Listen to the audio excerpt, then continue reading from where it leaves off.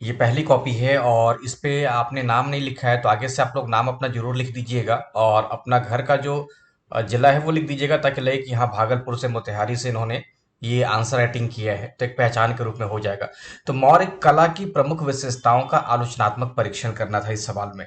लेकिन यहाँ पे आंसर को जब देखा है हमने, तो विशेषताएं तो हमें दिखी है, विशेषताओं का वर्णन बहुत सुंदर तरीके से आपने किया है, लेकिन यहाँ पे आलोचनात्मक परीक्षण आपने या आलोचनात्मक अध्ययन आपने नहीं किया है। पूरे आंसर को देखिए, विशेषताओं का ही वर्णन किया गया और विशेषताएं बहुत अच्छे तरीके से आपने लिखा है, इसको देखिए। और ये पूरा का पूरा विशेषता ही दिखेगा और कहीं पे भी आलोचनात्मक परीक्षण नहीं किया गया। विशेषता लिखने के बाद से इनका सीधा निष्कर्ष आ जाता है। तो पहली कमी रही कि आपने क्वेश्चन को अच्छे से नहीं पढ़ा है, क्वेश्चन के डिमांड को पूरा नहीं किया है। दूसरी कमी ये रही कि आपकी जो हिंदी की राइटिंग है उसमें मात्रात्मक गलतियां हैं, इसको सुधारिएगा। जैसे हमने लिखा है कि यहाँ पे अभाव होना चाहिए, अभाव नहीं होता है, अभाव कीजिएगा। कई जगह आपने और भी गलत किया है। जैसे देखें तो स्तूप को ये छोटी वो आपने लिखा, जबकि बड़ी वो होता है मृण मूर्तियां, जिसको टेराकोटा भी कहते हैं। तो कहीं ना कहीं आप इसको भी सुधारिएगा। छोटी गलती है, लेकिन कोई कमी अपनी तरीके से मत छोड़िए। और तीसरी जो कमी आपकी है वो ये कि डायग्राम का जो वर्णन, डायग्राम जो बनाना होता है उसको आपने अच्छे से नहीं बनाया है। एक ही जगह स्तूप भी कर दिया है और एक ही जगह स्तंभ भी कर दिया गया। हालांकि डायग्राम सही है, लेकिन आप इसको अच्छे से रिप्रेजेंट कीजिए, ताकि स्तूप वाले में स्तूप दिखाई दे, स्तंभ वाले में स्तंभ दिखाई दे, एक ही जगह मत कीजिए। चौथी कमी आपकी है कि जो चीज जहां पर लिखनी है वहीं पर लिखिए। जैसे कि आपने निष्कर्ष में डाल दिया कि एरियन ने चंद्रगुप्त मौर्य के राजप्रसाद की तुलना सूसा और एकवेतना के राजमहलों से किया है, फाहियान का स्टेटमेंट दिया। तो ये दरअसल वहां पे करना है जहां पे आप मौर्यकालीन राजप्रसाद का या चंद्रगुप्त मौर्य के राजप्रसाद का वर्णन करें। तो बातें वही लिखिए जहां पे उसकी आवश्यकता होती है। तो ये कमी रही। बाकी विशेषताओं का वर्णन आपने बहुत सुंदर तरीके से किया है। इसको आगे भी आप ऐसे ही लिखते रहिएगा। कुल मिलाकर के वही विशेषता है जो हम लोग को मालूम है और बाकी लोगों को भी मालूम है। तो मौर्यकालीन विशेषताओं का वर्णन आपने अच्छे तरीके से किया। इसको और भी सुधार करके अपना जो कमी है आप उसको पूरा कर लीजिएगा। देखिए, अब अगला कॉपी की तरफ बढ़ते हैं। इन्होंने भी अपना नाम नहीं लिखा है और आगे से आप लोग नाम और अपना जो जिला है वो जरूर लिख दीजिएगा, ताकि आपके कॉपी की पहचान किया जा सके। मौर्य कला की प्रमुख विशेषताओं का आलोचनात्मक परीक्षण कीजिए। इन्होंने भी वही सवाल लिखा है जो पहले वाली कॉपी में था। और इनकी भूमिका है कि कला के दृष्टिकोण से सिंधु घाटी सभ्यता के बाद प्राचीन भारतीय इतिहास में मौर्य कला में एक स्वर्णिम, ठीक है, ये अच्छा लिखा है। बीजे गोखले के अनुसार मौर्य काल से पूर्व की भारत की कला का इतिहास भाषा की दृष्टि से एक सादे पृष्ठ और पुरातत्व की दृष्टि से खाली अलमारी की भांति है। यहाँ पे पहली जो गलती है कि बीजे गोखले, ये आपने हाइब्रिड बना दिया है। हाइब्रिड मतलब हो गया कि बाल गंगाधर तिलक, तो बीजे तिलक होगा और गोपाल कृष्ण गोखले हैं, आपने दोनों का मिक्स कर दिया है। तो ऐसा नहीं कीजिएगा। गोखले के अनुसार या गोपाल कृष्ण गोखले के अनुसार बाल गंगाधर, जो भी जिनका स्टेटमेंट रहे, उनके नाम का परिचय बहुत जरूरी है। और इंट्रोडक्शन में ये भयंकर भूल आपने किया है, तो बीजे गोखले मत कीजिएगा। तो ये जो कॉपी एग्जामिनर चेक कर रहे हैं, अगर किसी की इस पे अगर गहरी नजर पड़ जाएगी तो वहां पे जो माहौल है वो काफी मजाकिया बन जाएगा कि एक कॉपी में मुझे इस तरीके से हाइब्रिड नाम दिख गया। इसको जरूर सुधार लीजिएगा। और देखिए, पहली जो कॉपी मैंने चेक किया था, तो इस कॉपी में भी वही परिभाषा है बाल गंगाधर तिलक वाली, सॉरी, गोपाल कृष्ण गोखले वाली। तो कला इतिहासकार गोखले ने कहा है, यहाँ इनका भी गलत है। गोखले कला इतिहासकार ऐसे मत लिखिए। इस संदर्भ में गोखले ने कहा था, आप ऐसे लिख दीजिए सीधे। तो आपने गोखले को कला इतिहासकार बना दिया। तो गोखले ने कहा था कि कला के दृष्टिकोण से मौर्य काल से पूर्व की कला भाषा के दृष्टिकोण से कोरा कागज और पुरातत्व के हिसाब से। इसको और सुंदर तरीके से लिखिए कि मौर्य काल की जो कला थी वो अपने आप में इतनी विलक्षण थी या इतनी उत्कृष्ट थी कि इस संदर्भ में गोखले की मान्यता थी। तो ऐसे लिखिए ताकि पढ़ने में भी अच्छा लगे। सीधा यहाँ पे ऐसा ना लगे कि आपने उठा करके निगेटिव पॉइंट ही डाल दिया है मौर्य कला से पहले की कलाओं को। तो ऐसा मत कीजिएगा। तो यहाँ पे ये भी कॉपी में वही त्रुटि है, इसको सुधार लीजिएगा। मौर्यकालीन कला को दो भागों में बांटकर समझा जा सकता है। आपने समझाया है राजतक्ष को। इसका सिंपल वर्ड भी तलाश लीजिए, क्योंकि ये काफी डिफिकल्ट है और हो सकता है कि किसी को समझ में भी नहीं आए। तो राजकीय संरक्षण में डाल दीजिए या सत्ता के द्वारा जो विकसित कला थी उसको लिखिएगा। तो राज्य के संरक्षण में निर्मित कला हो जाएगा। और दूसरा स्वतः विकसित या स्वतंत्र कलाकारों के द्वारा निर्मित कला, दरबार से बाहर के कलाकारों के द्वारा विकसित कला। तो ठीक है, चंद्रगुप्त कालीन, कालीन कालीन कालीन ऐसे कीजिएगा, ठीक है। तो अशोक, चंद्रगुप्त और दशरथ, ठीक है। कुम्भरार का राजप्रसाद, पाटलिपुत्र का राजप्रसाद लिखिए, पाटलिपुत्र का राजप्रसाद, स्तंभ, स्तूप, पाषाण, वेदिका, गुहा विहार। दशरथ कालीन में गुहा विहार हो जाता है, जैसे आप दे सकते हैं कि नागार्जुनी की पहाड़ी पे जो लोमेश ऋषि की गुफा है या गोपिका गुफा है, उसका आप नाम लिख सकते हैं। ये आपने विशेषता लिखा है। राजकीय कला का भी वही आपने लिखा है, एरियन फाहियान का स्टेटमेंट दिया है, स्तंभों का भी किया है। लेकिन आप लोग ना कहीं डायग्राम बनाने में ये कंजूसी कर रहे हैं कि उसी में कहीं सा एडजस्ट कर दे रहे हैं। ऐसा मत कीजिए। डायग्राम इसलिए बना जाता है ताकि जो आंसर का जो प्रेजेंटेशन है वो काफी सुंदर दिखाई दे। तो इसमें सुंदरता का पुट होता है, ध्यान रखिएगा। एक तरीके से आप अपने आंसर को पॉलिश कर रहे हैं डायग्राम डाल करके, तो इसको थोड़ा अच्छे से जगह दे करके लिखिए। ऐसा नहीं कि कंजस्टेड करके बैठा दिया गया है, 2 सीट पे 3 लोगों को बैठा दिया गया है, ऐसा ना प्रतीत हो। तो संरचनात्मक विशेषताओं को भी आपने लिख दिया है। स्तूपों का भी वर्णन किया है आपने, 84,000 स्तूप। इसमें उदाहरण नहीं दिखा हमें। किसी स्तूप का आप नाम लिख दीजिए। सांची का इसमें तो नहीं दिख रहा है। सांची का भी, धर्मराजिका का भी आप लिख देते तो यहाँ पे नहीं दिखा है। बाकी विहार का आपने ठीक लिखा है। मूर्ति कला का भी आपने लिखा है, रामपुरवा, सारनाथ, बसा, ठीक है, बुलंदीबाग, पटना, ठीक है। तो ये मौर्य काल का समय में विमर्श का विषय, ठीक है। आपका आलोचनात्मक है, ईरानी कला के पक्ष में तर्क है, विपक्ष में तर्क है, और आपने एक निष्कर्ष भी डाला है ना। तो कुल मिलाकर के आपका जो आंसर है वो आलोचनात्मक है। तो आपने विशेषताओं को भी लिखा है और आलोचनात्मक समीक्षा भी की है। तो अच्छा है, आप अच्छे से लिखिएगा। वास्तव में मौर्य कला के विभिन्न रूपों को स्थापत्य कला, मूर्ति कला व्यवस्थित विस्तारित हुआ, ठीक है। अच्छा है। एक निष्कर्ष यहाँ पे अच्छा इनका दिखाई दिया पहले वाली कॉपी में कि इन्होंने वर्तमान में इसकी कुछ प्रासंगिकता भी लिखी है। जैसे यहाँ पे कि यह कहना गलत नहीं हुआ कि मौर्य कला एक सर्वोत्कृष्ट कला थी जिसका अनुसरण आज भी किया जा रहा है।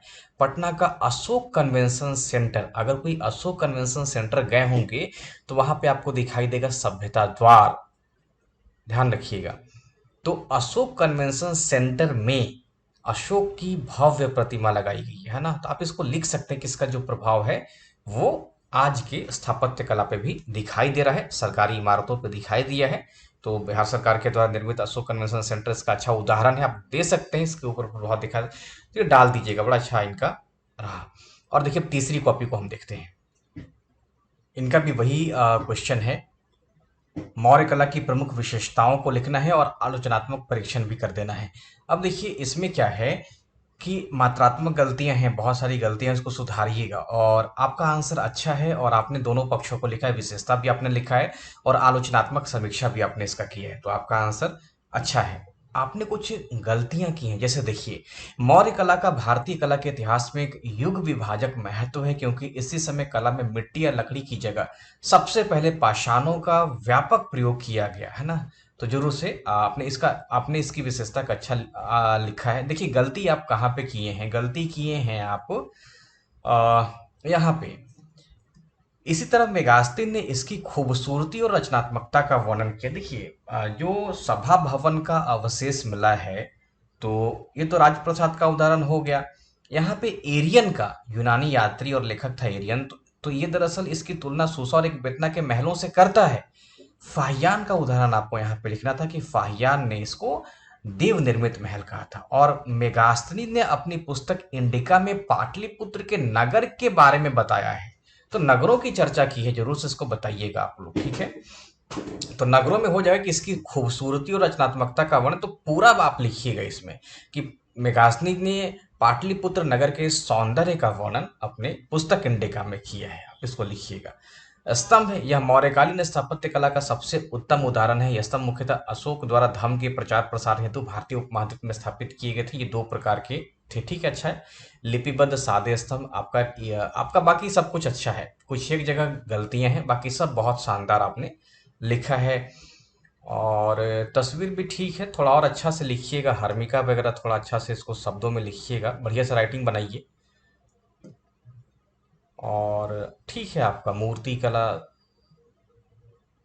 बाकी सब ठीक है।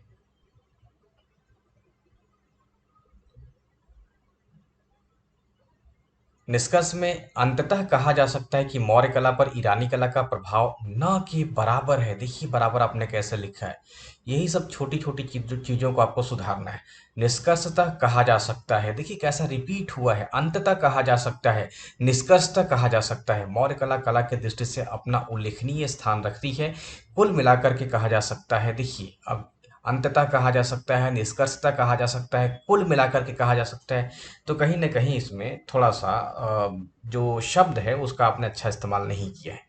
तो मौर्य कला भारत के इतिहास में कला परंपरा का व्यवस्थित स्थापत्य के रूप में, इसको थोड़ा और अच्छे से कीजिएगा। आपकी जो ये लाइन है निष्कर्ष वाली वो ठीक नहीं है, इसको सुधारिएगा। ईरानी स्तंभ कई पत्थरों के टुकड़ों को जोड़कर बनाया गया है, जबकि मौर्य स्तंभ एकाश्मक। ये तो ठीक है, आलोचना आपने किया, समीक्षा भी आपने कर दिया है। मिला-जुला करके इन सब पॉइंट पे ध्यान दीजिएगा। आपको ध्यान क्या देना है, आपने विशेषता अच्छा लिखा है, आलोचनात्मक समीक्षा भी किया है। आपको जो ध्यान देना है कि कहीं कुछ फैक्चुअल गलती मत कीजिएगा, कहाँ पे एरियन का स्टेटमेंट है, कहाँ पे फाहियान का है और कहाँ पे मेगास्थनीज ने अपना विशद वर्णन किया है। दूसरी बात ये कि मात्रात्मक गलतियों को सुधारिएगा। और तीसरी बात ये जो लास्ट में निष्कर्ष में आपने देखा कि एक ही स्टेटमेंट का पुनरावृत्ति नहीं हो। अंततः कहा जा सकता है, तर्कतः कहा जा सकता है, इस प्रकार कहा जा सकता है, इस तरीके से वाक्य का प्रयोग आप नहीं करेंगे। मिला जुला के आपका कंटेंट शानदार है। आगे की कॉपी देखिए। सेम प्रश्न ये भी है। तो मौर्य कला की प्रमुख विशेषताएं लिखनी है और आलोचनात्मक परीक्षण भी कर देना है। तो कला किसी संस्कृति के मूलभूत पहचान के साथ ही मानवीय जनजीवन की रचनात्मक अभिव्यक्ति है। ठीक है, अच्छा है। इस दृष्टिकोण से मौर्य कला का भारतीय कला के इतिहास में एक युग विभाजक महत्व है, क्योंकि इस समय से मिट्टी या लकड़ी की जगह पत्थर के उपयोग से कला को स्थित, इतना लिखने की आवश्यकता नहीं है। सिंपल लिख दीजिएगा कि इस काल में या इस कला में, है ना, कला के क्षेत्र में पाषाणों का व्यापक प्रयोग किया गया, जबकि इससे पूर्व की जो कला थी वो लकड़ी, घास फूस, मिट्टी पर बनी होती थी। इस कारण से वो अभी सुरक्षित नहीं है। मौर्य कला को दो रूपों में विभाजित किया गया है, राजकीय और लोक कला। ठीक है, आपने अच्छा लिखा है यहाँ पे। राजकीय कला, कला का वह रूप जो राजकीय प्रश्रय में विकसित हुआ। लोक कला जो कि स्वतंत्र कलाकारों के द्वारा या दरबार से बाहर के कलाकारों के द्वारा विकसित हुआ है। ठीक है, स्थापत्य कला और मूर्ति कला। देखिए स्थाप जो विशेषताएं हैं मौर्यकालीन, तो अगर आप ऐसे लिखिएगा स्थापत्य कला और मूर्ति कला, तो मूर्ति कला में भी ध्यान रखें कि दो प्रकार की मूर्ति कला हो जाती है। एक वो मूर्ति जो राज्य के द्वारा, जैसे धौली, उड़ीसा का जो धौली है ना, या फिर जौगढ़ है, और देहरादून के पास जो कालसी है, तो ये तो राजकीय संरक्षण में ही यहाँ पे हाथी की मूर्ति है। कालसी की के पास जो हाथी का मूर्ति बनाया गया है, तो उसके दोनों पैरों के बीच में गजतमे शब्द लिखा गया है। तो ये ध्यान रखिएगा कि मूर्ति कला में एक तो राजकीय संरक्षण में भी हो जाएगा, और दूसरा स्वतंत्र कलाकारों के द्वारा जो छोटी छोटी मूर्तियां हैं, टेराकोटा या मृण मूर्तियां हैं, वो सब मूर्तियां चली आती हैं, है ना, जो कि आपने यहाँ पर लिखा भी है। आगे दीदारगंज से, लोहानीपुर से, परखम से, बुलंदीबाग से, तो ये सब जो है वो स्वतंत्र कलाकारों के द्वारा विकसित मूर्तियां थी। तो कुल मिलाकर के अगर आपके आंसर को हम देखें तो आपने विशेषताओं का भी वर्णन किया है और आपने आलोचनात्मक वर्णन कर दिया है। सब कुछ वही है जो सभी लोगों की कॉपी में है। मिला जुला करके अगर देखा जाए तो सेम राजप्रसाद के बारे में कि चंद्रगुप्त मौर्य के द्वारा निर्मित राजप्रसाद अपनी भव्यता के लिए प्रसिद्ध था, है ना। 80 स्तंभों, 84 पाषाण स्तंभ पाया गया है और 140 फीट लंबा और 120 फीट चौड़ा है। राजप्रसाद की प्रमुख विशेषता थी। ठीक है, इसमें लिखिएगा कि इसका जो छत है और इसका जो फर्श है वो लकड़ी का बना हुआ था। तो कहीं ना कहीं उस कला को बताना है ना। तो अपनी भव्यता के लिए प्रसिद्ध था, तो इस भव्यता को आप अपने शब्दों में जरूर लिखिएगा कि कैसे वो भव्य था। तो 84 पाषाण स्तंभ है, 140 फीट लंबा, 120 फीट चौड़ा। फर्श और छत के बारे में लिखिएगा। इसमें जो पाषाण स्तंभों का जो प्रयोग किया गया था वो बलुआ पत्थर से बना हुआ था, तो उसके बारे में भी आप लिखिएगा, है ना। और एरियन और फाहियान के स्टेटमेंट को जरूर से लिख दीजिएगा। स्तंभ, इसका निर्माण मुख्यतः धर्म के प्रचार प्रसार के लिए किया गया था ना। इन स्तंभों की विशेषताओं को आपने लिखा है। यहाँ पे आपने जो तस्वीर बनाया उसको भी आपने एडजस्ट कर दिया है क्या, ताकि नीचे का जगह ही नहीं मिल पाया।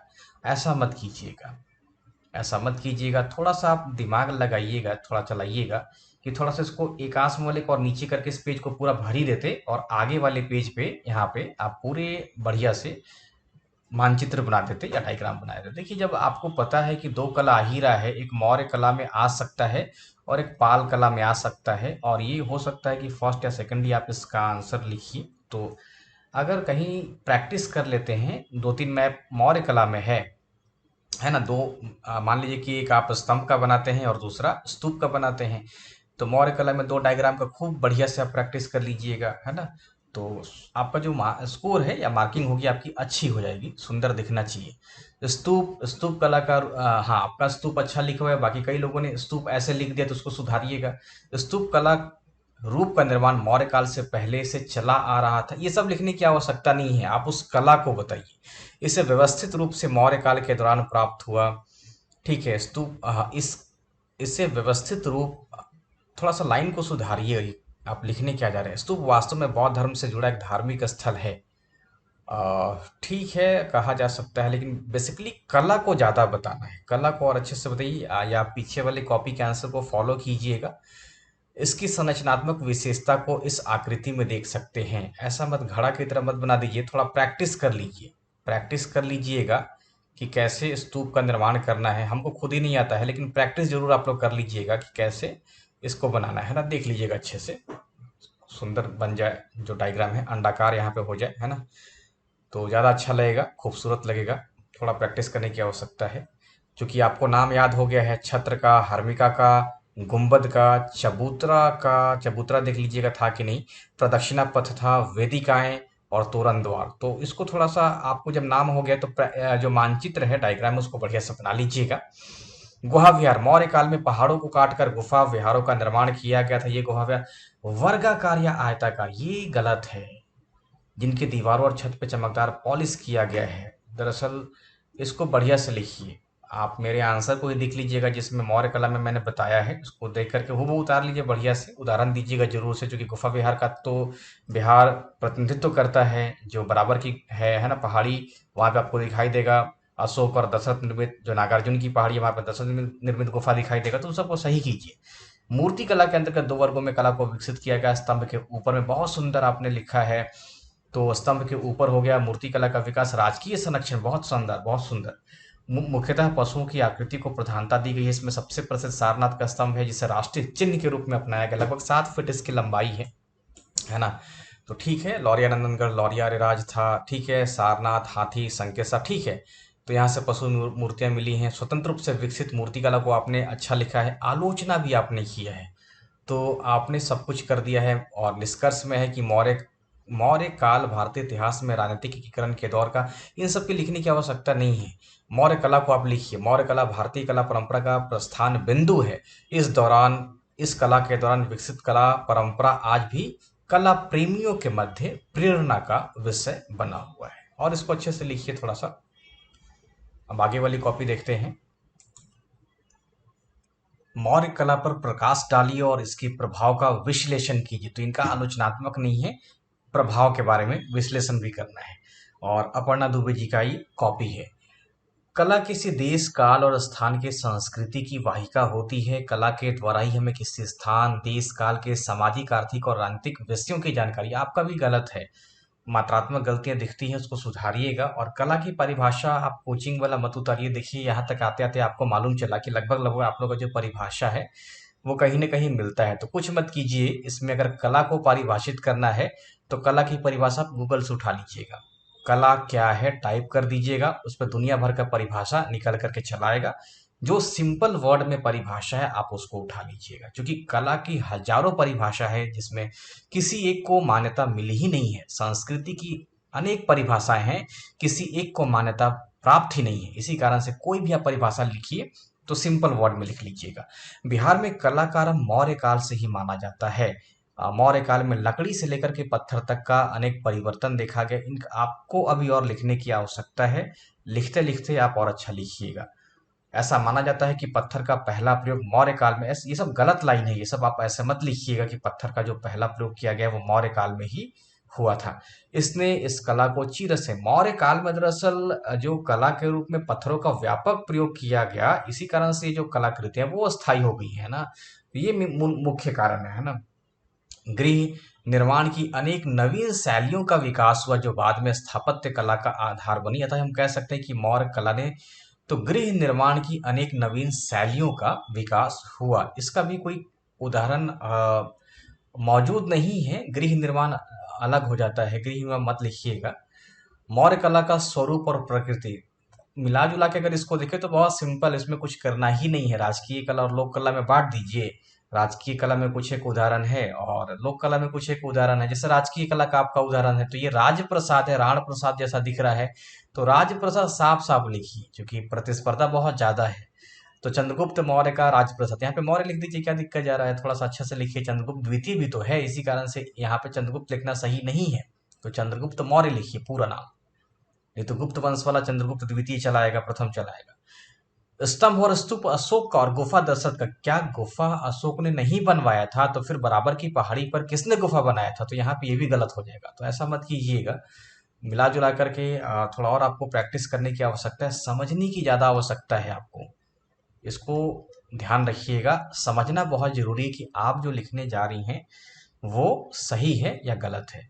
लोक कला, यक्ष यक्षिणी की मूर्ति, खिलौना, तीर्थंकरों की मूर्तियां, ठीक है। तीर्थंकरों, अगर तीर्थंकर लिखना है तो इसको सही लिखिएगा, तीर्थ, ये ऐसा तीर्थंकर हो जाएगा, तीर्थंकर, यहाँ पे एक बिंदु डाल दीजिएगा, तो ये वाला बड़ा तीर्थंकर, करों की मूर्तियां। राजप्रसाद या चंद्रगुप्त मौर्य के शासन काल की अत्यंत उत्कृष्ट नमूना माना जाता है। यह पटना के कुम्भरार, कुम्भरार ठीक है, आधा मुआ हरार, कुम्भरार में स्थित है। यह 84 पाषाण स्तंभों वाला एक विशाल हॉल है, जिसके फर्श और छत लकड़ी के बने हैं। लकड़ी की जगह कास्ट का भी इस्तेमाल किया जा सकता है, कास्ट बोर्ड है वो और अच्छा है और सुंदर बोर्ड है, तो कास्ट के बने हुए हैं। यह 120 फीट लंबा, ऐसा मत कीजिए, आपने लंबाई को कम कर दिया और चौड़ाई को घटा दिया, आप में गलतियां ज्यादा है, फैक्चुअल गलतियां बहुत ज्यादा है, तो ऐसा मत कीजिएगा। इसके चारों ओर लकड़ी के दीवार है, जिसमें तीर चलाने हेतु छिद्र बनाए गए हैं, ठीक है। तो राजप्रसाद में ही आपका दीवार भी दिख गया है और छेद भी आपने कर दिया है, तो मुझे लगता है कि ये ब्लंडर मिस्टेक हो जाएगा अगर एग्जामिनर इस पर गौर कर ले। तो ये तो नगर की विशेषता थी ना, नगरों के चारों ओर लकड़ी के दीवारों का निर्माण किया गया था, जिसके बीच बीच में छोटे छोटे छेद थे, ताकि वहां से कभी युद्ध की स्थिति हो तो तीर चलाया जा सके, और 64 दरवाजा भी था। तो राजप्रसाद में ये वर्णन हो गया है, ऐसा गलत हो गया आपका, तो ऐसा मत कीजिएगा। नगर निर्माण में इसकी व्याख्या अलग से कीजिएगा। स्तूप, तो स्तूप हो गया है, जहां पे ये देना है आपका वहां पे है ही नहीं, और जहां पे नहीं देना है वहां पे आपका ये है। यह अशोक के द्वारा निर्मित सर्वश्रेष्ठ रचना है। सांची का स्तूप, भरहुत का स्तूप इसके प्रमुख उदाहरण, पूरा लिखिएगा। यह बौद्ध अवशेषों के ऊपर में निर्मित है, सादी आकृति है, पत्थर को काट कर बनाई गई है, फाहियान ने इसकी संख्या जो संदिग्ध है, ऐसा मत कीजिएगा, बता दीजिएगा। तो मिला जुला के आपका ठीक है, लेकिन बहुत अच्छा नहीं है। मेहराब भी आपने यहाँ बना दिया है, ये सब नहीं बनाना है। गुफा का आप कोशिश कीजिएगा कि चित्र छोड़ दीजिए, गुफा जो है उसका चित्र नहीं बनेगा। स्तूप का आप बना दीजिएगा, स्तूप में दिखाना आवश्यक होता है, और स्तंभ को बना दीजिएगा, वो जरूरी होता है। इसके अलावा मेहराब वगैरह या गुफा वगैरह की बनाने की आवश्यकता आपको नहीं है। गुफा गुफा बनाने में बहुत टाइम लग जाएगा, जिनकी आर्ट काफ़ी अच्छी होगी वही बना सकते हैं गुफा को। इसको थोड़ा बढ़ा दीजिएगा तो ऐसा लगेगा कि हाँ गुफा बनाया गया है, या रंग दीजिएगा तो। और ये लिख दीजिए यहाँ पे दरवाजा हो गया है ना, तो छोड़ दीजिएगा। इसके अलावा लोक कला है, विशेषता है पटना के चामार गृहिणी, ऐसा मत कीजिए चमार गृहिणी, है ना, चामर या चामर गृहिणी कहलाता है, चामर गृहिणी जो मूर्ति थी वो, है ना। इससे मौर्य शासन की आर्थिक और, हाँ अब आपका प्रभाव दिख रहा है, तो सामाजिक, आर्थिक और सांस्कृतिक विषयों की जानकारी प्राप्त होती है। अच्छा है, बौद्ध धर्म की बौद्ध धर्म नहीं, बौद्ध धर्म से जुड़े जो स्थापत्य कला है या बौद्ध धर्म से जुड़े जो कला है उसकी जानकारी मिलती है। स्तूप से अवशेष, छत से त्रिरत्न, ठीक है। लोक विषय और लोक धर्म की जानकारी मिली है, लोगों के मनोरंजन के साधनों का पता चला है, बौद्ध और जैन धर्म के चैत्य निर्माण हेतु आधार मिला है, शासन व्यवस्था हेतु मार्गदर्शन मिला, ठीक है, धर्म लिपियों से ये मिला है। समग्रतः कहा जा सकता है कि मौर्य कला अपने समय की उत्कृष्ट कला रही होगी। इसके इसके कला से इसके विविध पक्षों, सामाजिक, राजनीतिक सोच, दशा, ठीक है ठीक है ठीक है ठीक है ठीक है ठीक है। बाकी जहाँ पे आपको गाइड किया गया वहां पे सुधार लीजिएगा, आगे फिर लिखने की कोशिश कीजिएगा। ये अगली कॉपी है और मौर्य कला की प्रमुख विशेषताओं का आलोचनात्मक परीक्षण करना है। ठीक है। कला किसी काल के मानवीय कल्पनाओं को मूर्त रूप प्रदर्शित करता है। ठीक है। भारतीय इतिहास में कला परंपरा का विकास सिंधु घाटी सभ्यता से ही प्रारंभ हुआ, परंतु स्थायी और निरंतर कला परंपरा का विकास मौर्य काल से ही माना जाता है। क्यों माना जाता है? क्योंकि पत्थरों का व्यापक प्रयोग किया गया है। भारत में मौर्य कला का विकास चौथी से दूसरी शताब्दी से पूर्व में हुआ, जब इस काल में कला के सर्वोत्कृष्ट रूप दिखाए। ठीक है। पाषाण, अतः ठीक है। राजकीय कला और लोक कला, तो राजप्रसाद हो गया, स्तंभ हो गया, स्तूप हो गया, पाषाण वेदिकाएं हो गई हैं और गुफा विहार हो गया है। तो ठीक रहा। लोक कला में यक्ष और यक्षिणी की मूर्तियां, पशुओं और पक्षियों की मूर्तियां। ठीक है। पशु पक्षी की मूर्ति है। तो राजकीय कला और लोक कला हो गया। राजप्रसाद, चंद्रगुप्त का राजप्रसाद राजकीय कला का पहला और पहला मत कीजिएगा, राजकीय कला का सर्वोत्तम उदाहरण है। इसका वर्णन एरियन फाहियान एवं मेगास्नी ने किया है। इस राजप्रसाद का अवशेष पटना स्थित कुम्हरार से प्राप्त हुआ है। इसकी प्रमुख विशेषता 84 स्तंभों वाला सभा भवन का, ठीक है, 140 फीट लंबा, 120 फीट चौड़ा था। ठीक है। स्तंभ का भी अच्छा है, एकास्मक है, चूना पत्थर चूना लाया गया है, सॉरी बलुआ पत्थर चुनार का है, चमकदार पॉलिश, संरचनात्मक विशेषता। ठीक है। तना भी कीजिएगा, थोड़ा सा इसका बेस बना दीजिएगा अच्छे से। उल्टा कमल, अवांग मुखी कमल कहा गया इसी को। अगर थोड़ा और ठीक ठाक हो जाए हिंदी तो अवांग मुखी कमल लिखिएगा, उल्टा कमल हो गया। और मेखला हो गया, चौकी, पशुओं की आकृति हो गया, स्तूप हो गया, सांची का स्तूप, भरहुत का स्तूप। ठीक है। स्तूप का फोटो थोड़ा सा एडजस्ट मत कीजिएगा, ऐसा ना लगे कि इधर में हवा से प्रवाहित हो गया है, एकदम बीच में बनाइए, सुंदर तरीके से बनाइए, तो लगेगा कि फिर हवा के झकोरे से ये इधर घुस गया है। पाषाण वेदिका है, अशोक के समय इन वेदिकाओं का निर्माण किया गया था। स्तूप और गुहा विहार वेदिकाओं से घिरे होते थे। गुहा विहार अशोक और उसके पौत्र दशरथ ने करवाया था। ठीक है। देखिए, जो बराबर की पहाड़ी है उसमें सुदामा गुफा है, कर्ण चौपड़ गुफा है और विश्व झोपड़ी गुफा है। गोपिका और लोमस ऋषि की जो गुफा है वो बराबर से 1.5 किलोमीटर दूर जो नागार्जुनी की पहाड़ी है ना उस पे है। क्योंकि हम यहाँ पे भी पिछली बार विजिट करके आ गए तो देख लिए हैं। लोक कला हो गया। ठीक है। और इसके बाद आपने इसकी आलोचना की है। ठीक है। आलोचना भी कर दिया है। ईरानी वाला शैली दिख रहा है कि ईरानी कला के देन के रूप में मानते हैं। मौर्य कला राजप्रसाद को ईरान के आर्मेनिया, है ना, आर्मेनिया वंश द्वारा निर्मित राजप्रसाद की नकल मानी। ठीक है। तो उपरोक्त विश्लेषणों के आधार पे कहा जा सकता है कि मौर्य कला ने भारत में कला एवं वास्तुकला को पुनर्जीवित किया और स्थायित्व प्रदान किया। ठीक है। आज भी संरक्षित करने की आवश्यकता है, पर्यटन के रूप में विकसित किया जा रहा है। कुछ उदाहरण दे सकते हैं। नेक्स्ट, मौर्य कला की प्रमुख विशेषताओं का आलोचनात्मक परीक्षण कीजिए। ठीक है। कला किसी काल के मानवीय कल्पनाओं के मूर्त रूप को प्रदर्शित करता है। भारतीय इतिहास में कला परंपरा का विकास सिंधु घाटी सभ्यता से प्रारंभ हुआ। कला बला में इन सबको मत कीजिएगा, इतना इतिहास लिखने की आवश्यकता नहीं है। सिंधु घाटी सभ्यता का सभी लोगों ने लगभग वही लिख दिया है, तो कहीं ना कहीं ऐसा लगेगा कि अब घटते क्रम में नंबर दिया जाए। तो स्टार्टिंग की कॉपी वाले में तो नंबर मिल जाएगा, लेकिन बाद में सब घटता नंबर मिलेगा। तो थोड़ा सा आंसर को अलग कीजिए, यूनिक कीजिए, लेखन शैली को और अच्छा कीजिए कि आपको वाक्य बनाने में कोई दिक्कत नहीं हो। मौर्य कला शैली जहाँ स्थानीय और भारतीय परंपरा शैली और विदेशी रानी शैली की सम्मिश्रित रूप से प्रदर्शित करते हैं। फिर उसको काटिएगा भी तो इस तरीके से यहाँ लिखना सही नहीं है। हाँ, विमर्श का विषय है।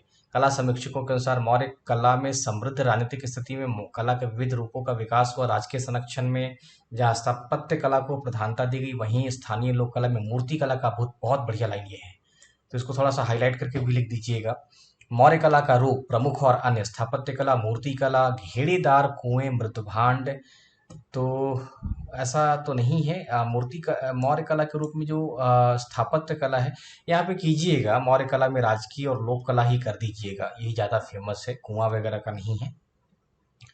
स्थापत्य कला हो गया। फिर एडजस्ट आपने यहाँ पे कर दिया है फोटो को, पशु, चौकी, कंठ, कमल पुष्प की आकर, उल्टा कमल है, मेखला तना है। ठीक है। तो स्थापत्य कला, राजप्रसाद, स्तंभ, स्तूप, विहार, राजप्रसाद। ठीक है। एरियन इसकी भव्यता की तुलना सूसा और एक बेतना से किया है ना, ईरान का एक शहर है जहाँ पे ये महल थे। राजप्रसाद से की है फाहियान ने, तो इसकी तुलना देवताओं के निर्मित, ठीक है। मेगास्नी ने पाटलिपुत्र की विशेषताओं का वर्णन किया। इसको सजा के कर लिखिएगा तो इस संदर्भ में विभिन्न लोगों ने इसकी प्रशंसा की है, जिसमें एरियन का पहला कर दीजिए, फिर नीचे पैरा बदल करके इसका कर दीजिए, फाहियान का कर दीजिए, और देवताओं के द्वारा निर्मित महल को आप, है ना, ऐसे कर दीजिए, इन्वर्टेड कॉमा में कह दीजिए। स्तंभ हो गया, मौर्य कला का विकास भारत में मौर्य, ठीक है, अशोक ने इसका निर्माण मुख्य धर्म के प्रचार प्रसार के लिए करवाया था और भारतीय उपमहाद्वीप में, ठीक है। एकाश्म पत्थर से बना है, चुनार और मथुरा के लाल बलुआ पत्थर से बना है, चमकदार पॉलिश का इसकी सहिष्णुता को निम्न आकृति में देख सकते हैं। इसका उदाहरण देख सकते हैं। संरचनात्मक विशेषता तो आप बता ही रहे हैं कि वो दरअसल चुनार और मथुरा के लाए गए जो बलुआ पत्थर उससे बना है। तो यहाँ पे उदाहरण है कि लौरिया नंदनगढ़ है, लौरिया अरेराज है, रामपुरवा है, इन सब का आप उदाहरण दे दिए हैं। स्तूप का फिर आपने लिखा है 84,000 स्तूप, और फिर ये टेढ़ा हो गया है तो इसको सुधारिएगा। विहार हो गया, तो विहार भी है, मूर्ति कला भी है। देखिए फिर ऐसा लग रहा है कि थोड़ा थोड़ा ऐसा कीजिएगा कि बिहार का उदाहरण दे दीजिए, है ना। बिहार में दीदारगंज हो गया, बुलंदी बाग हो गया, लोहानीपुर हो गया, है ना। बिहार से बाहर कर दीजिएगा तो थोड़ा सा डिफरेंट हो जाएगा, क्योंकि एक ही अब डायग्राम या इस तरीके से लिखा हुआ सबका दिखाई देने लगा है। इससे पहले वाली कॉपी में भी ऐसा ही दिखाई दे रहा था, तो लगा कि कॉपी कर दिया गया, थोड़ा सा डिफरेंट कर दीजिएगा इसी में। आलोचना है कुछ, ऐसा मत कीजिएगा, कुछ क्या नहीं होगा। जॉन मार्शल है, पर्सी ब्राउन है, मौर्य कला को ईरानी कला के देन के रूप में मानते हैं। मौर्यकालीन राजप्रसाद की ईरानी आर्मेनिया में, ठीक है, सेम है। मौर्य कला और ईरानी कला को जब भी एग्जाम में किसी चीज के डिफरेंस को दिखाइए तो आप ऐसे बॉक्स बना दीजिए, ताकि दोनों को अध्ययन तुलनात्मक रूप से किया जा सके।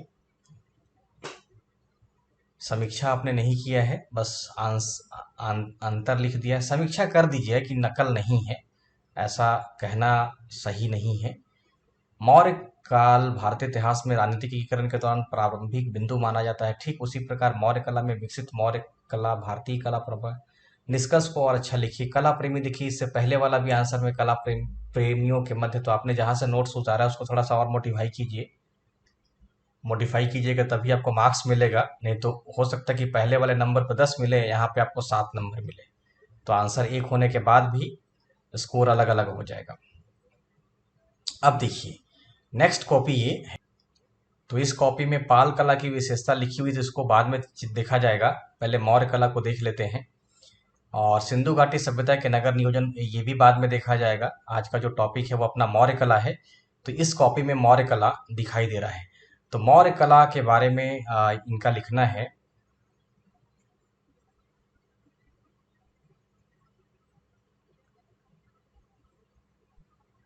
कला किसी काल के सुंदरता की अभिव्यक्ति और समृद्धि की परिचायक होती है, ठीक है। तो दरबारी कला और लोक कला का वर्णन आपने किया है। चंद्रगुप्त कालीन कला कुम्हार का राजप्रसाद है, सभा भवन का अवशेष है। अशोक कालीन, ठीक है, दशरथ कालीन गुफा विहार लोक कला हो गया, सब कुछ वही है। महल मत कीजिए, राजप्रसाद कीजिएगा या सभा भवन कीजिएगा। मौर्य शासकों ने राजनीति के साथ साथ धार्मिक कारणों से बड़ी संख्या में स्थापत्य कला का निर्माण किया था, ठीक है।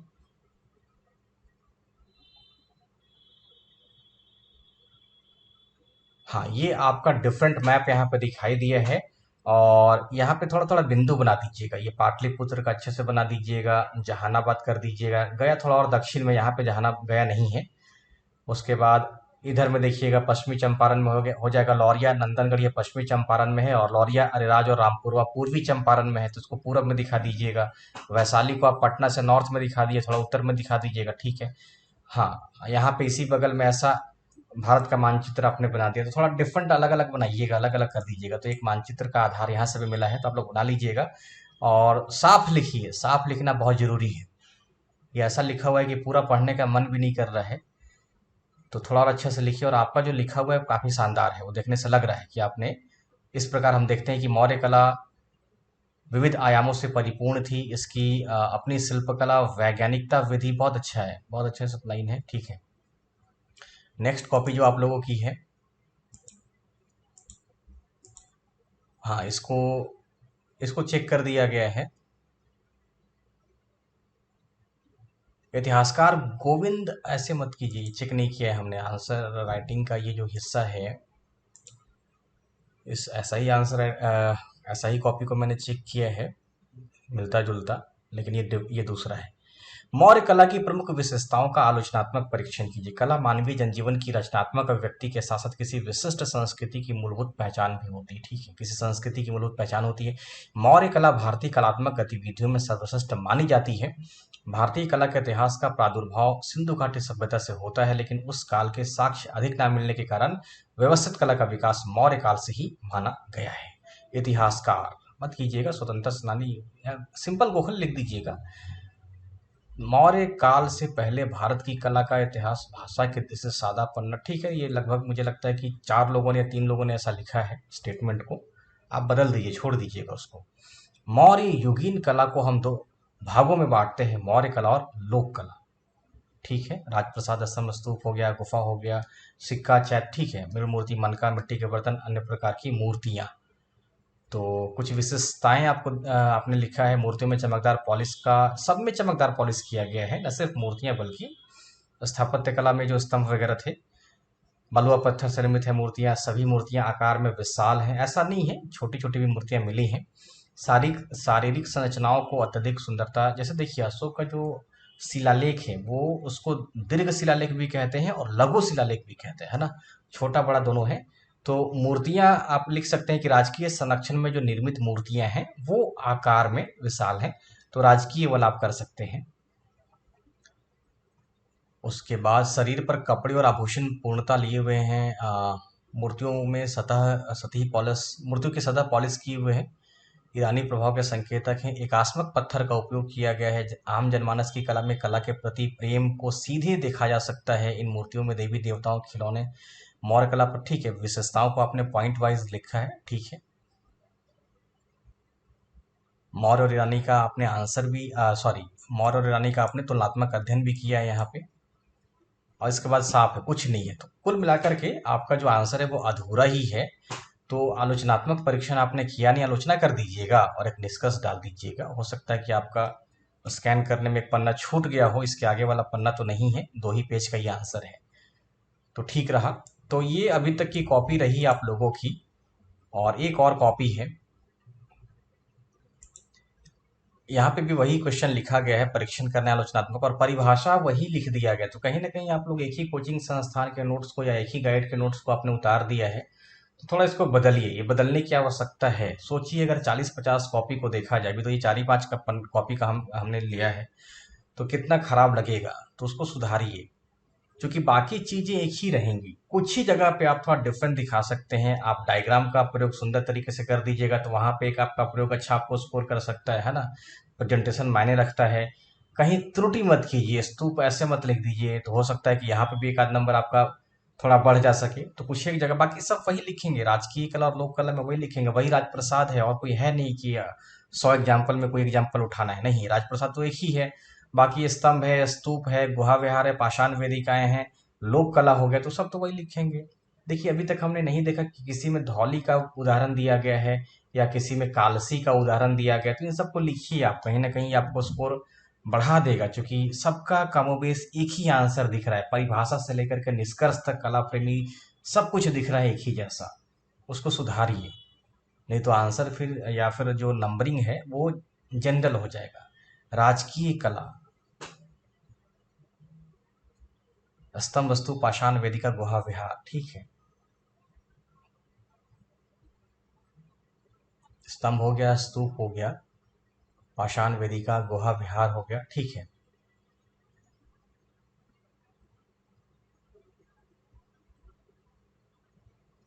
लोक कला मूर्ति कला है, ठीक है, आलोचना भी आपने किया है, और आलोचना के बाद आपने इसकी समीक्षा भी कर दी है, तो ठीक रहा। लेकिन जो तस्वीर जहां बनानी है वहां बनाइएगा, और जहां निष्कर्ष देना है वहां पे आपका कुछ नहीं है, सादा पन्ना है, यहाँ के बाद तो कोई पन्ना ही नहीं है, तो इसको थोड़ा सही से लिखिए। कुल मिलाकर के देखिए, एक तो अच्छा सुंदर आप भूमिका लिखिए। अगर आपको कला की परिभाषा देनी है तो कला की परिभाषा आप गूगल से थोड़ा अच्छे सिंपल वर्ड वाला परिभाषा उतार लीजिएगा, तो भूमिका लिखिए।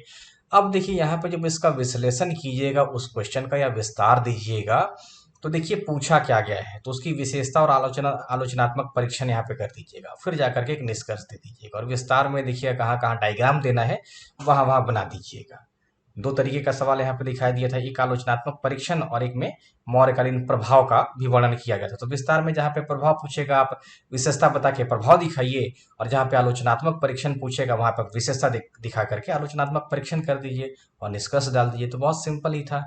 तो अभी तक इतने कॉपी को मैंने चेक कर दिया। कुछ कॉपियां वैसी हैं जो पेज वाइज है, उसको पीडीएफ बना के दीजिएगा। पीडीएफ बना के दीजिएगा तो इसी तरीके से चेक करना आसान होगा मेरे लिए।